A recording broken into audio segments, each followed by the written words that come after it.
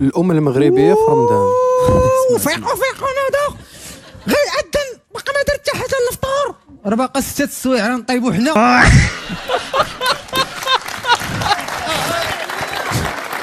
غادي كتدخل الكوزينة كتشعل البوطه الكبيره، تشعل البوطه الصغيره، الفران، الميكرو اوند، كتشعل على العجينه، يديها في الحريره، الروينه نايضه شويه كتسخن هي كتشعل، كدير زي في حياتي، كتحزموك كتبدا خدامه. انا كنشوفها بحال هكا كتبقى فيا، كنمشي عندها كنقول لها نعاونك، بعدوا مني عطوني شي ساعه.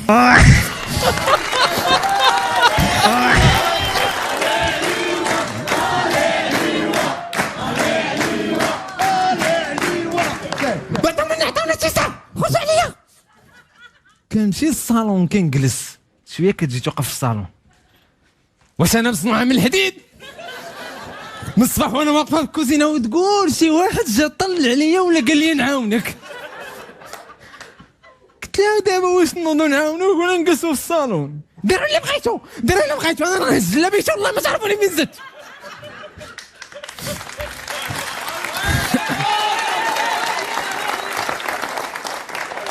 هادي الا كنت او شويه كتعطيك السخره بعدا، كتعطيك واحد لاليست ديال السخره طويله، ويا ويلك تجي تقول لها شي حاجه ما بقاتش، واخا تكون سالات البارح كتقول لك شتي كون نسيتي باش يلاه قلتها لك كون زدتيها، وها هما داو سيادك وبقى دابا بلا فطور.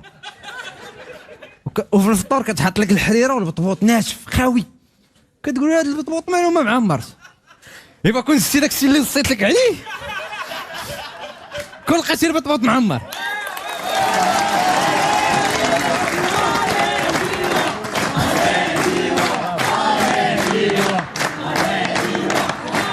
وهادشي كامل اللي راه مصيفطاني على التومه. هادي الا كنت في الدار، اما الا كنت خدام كنجي من مورا العصر، هاي كندخل للدار الوالده،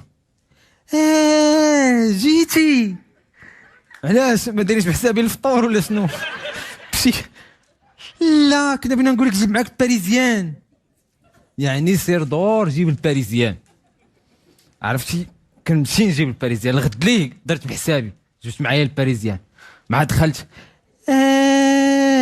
جيتي جيت جبت معايا الباريزيان، لا كنا بغينا نقول لك جيب معاك الحليب، كنمشي نجيب الحليب، غد لي عاوتاني جيت وجبت الباريزيان الحليب، جبت حتى الشمع اللي تقطع الضو، دخلت او تتوما